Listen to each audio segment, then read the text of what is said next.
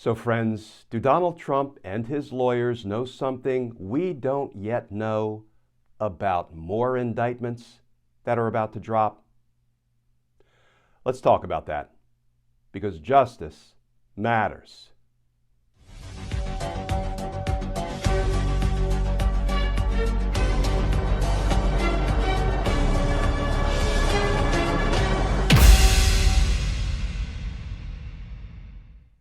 Hey all, Glenn Kirshner here.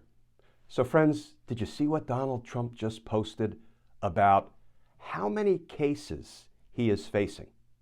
Now look, we all know he's facing 4 criminal cases, 4 criminal prosecutions. Let's just briefly run through them in the order in which the indictments were issued.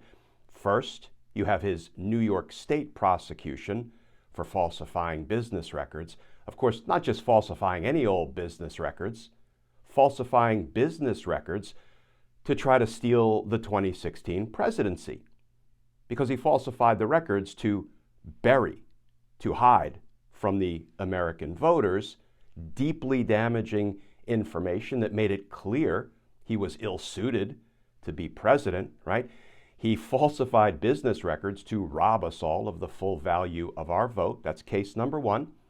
Case number 2 is the federal prosecution down in Florida for, unlawfully retaining classified information, for obstructing justice by refusing to return the classified documents that the grand jury subpoenaed, requiring that he return them, and of course for mishandling national defense information, thereby violating our nation's espionage laws.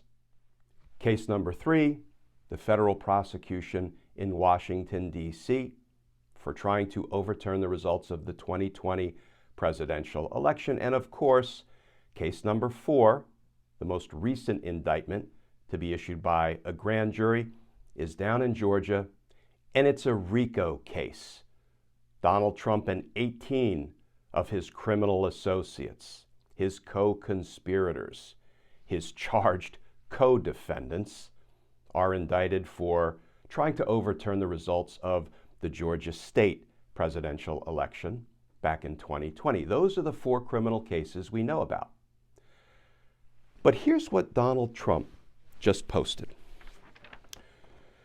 Why should I have to defend myself from bogus indictments and numerous other lawsuits, all of which have been brought and coordinated by the person that I'm running against and leading in the polls, crooked Joe Biden? This is an unprecedented situation that cannot be addressed individually, but only as a whole. These 7 cases are all about election interference, a very unfair situation that should be addressed by the United States Supreme Court, or other presidents will do the same thing. Well, first of all, let me add, other presidents will do the same thing if these cases aren't addressed. That is, they will try to steal a presidential election and convert the United States of America to a dictatorship. So I agree with him there, though for a slightly different reason. But more pointedly, 7 cases, all involving election interference, as he puts it. Of course, he was the one interfering in the election. We know that.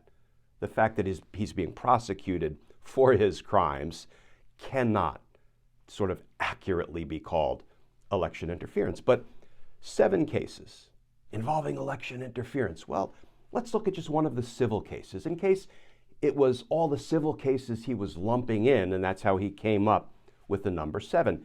The E. Jean Carroll case has nothing to do with election interference.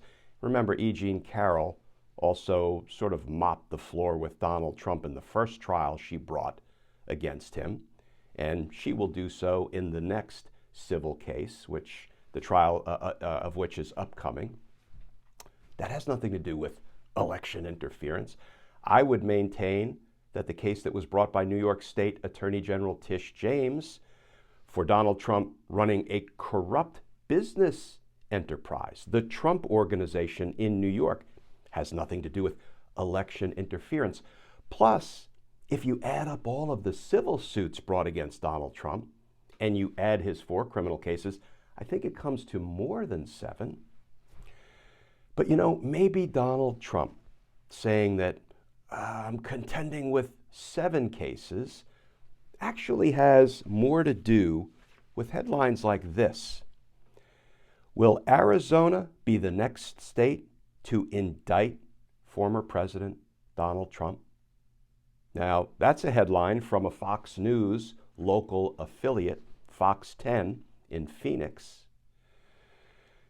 Friends, it may very well be that Donald Trump and his lawyers have been informed by any number of states that he's about to be indicted for the fake elector scheme that he and his corrupt cabal of lawyers, who are now his co-defendants in a Georgia RICO case, orchestrated in the battleground states.